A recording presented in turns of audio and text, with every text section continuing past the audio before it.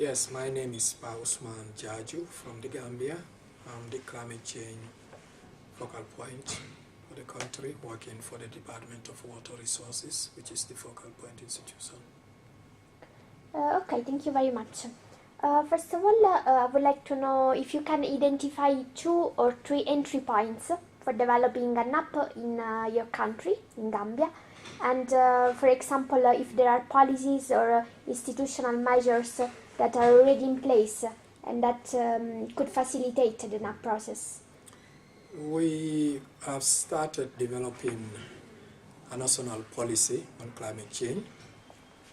But since this is at an initial stage, so we're using the national communication process to launch the NAP process, because we cannot wait until we complete the policy and the strategy to be able to anchor the NAP.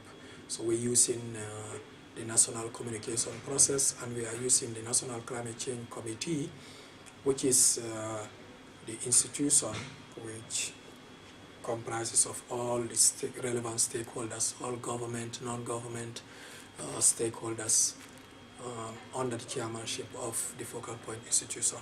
So this is what we are doing now, but we are also using the opportunity of all the other processes that are being implemented. So do you think that adaptation measures could be already integrated into ongoing development planning processes in your country? We have integrated mainstream climate change into our 5-year development plan, which is the program for accelerated growth and employment. And we did come up with priority action plans for both adaptation and mitigation. And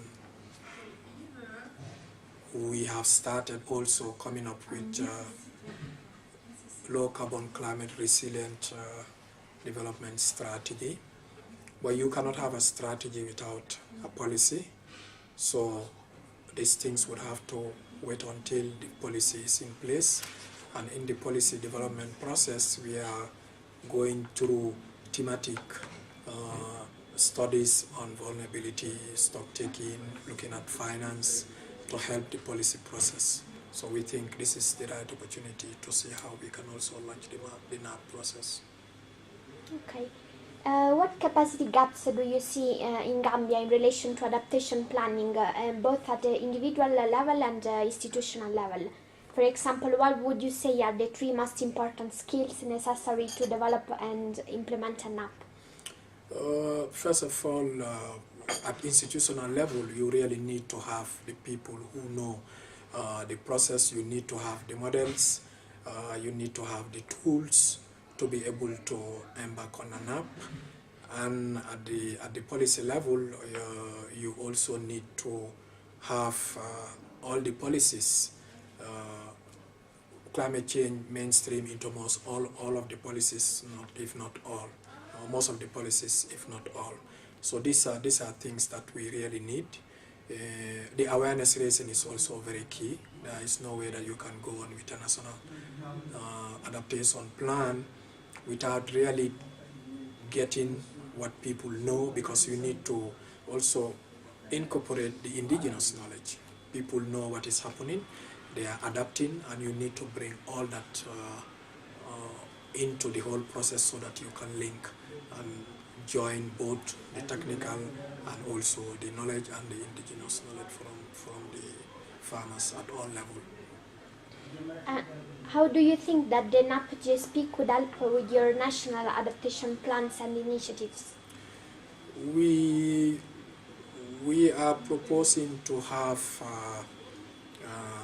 the mainstreaming of climate change into the budgetary process through the Global Support Program. And we think we should have a stock-taking exercise at home.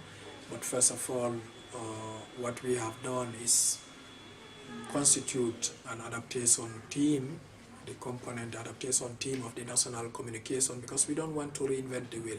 We already have an adaptation team under the national communication. So what we are doing is just to streamline that to be able to work on the NAP process.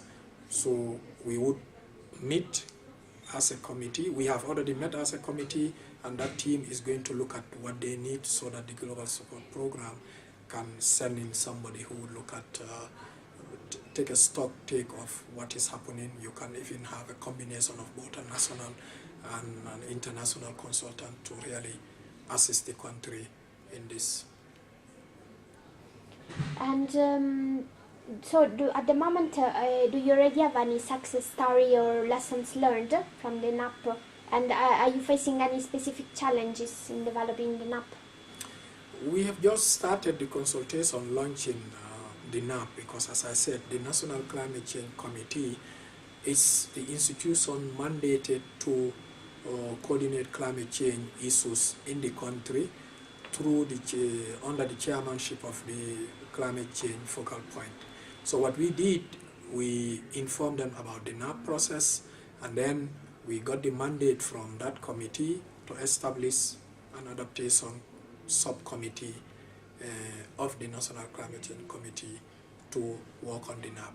Now, because the same subcommittee is also engaged in the policy development process, we thought we should not duplicate issues, so we need to see how we can use the same platform to bring these people together.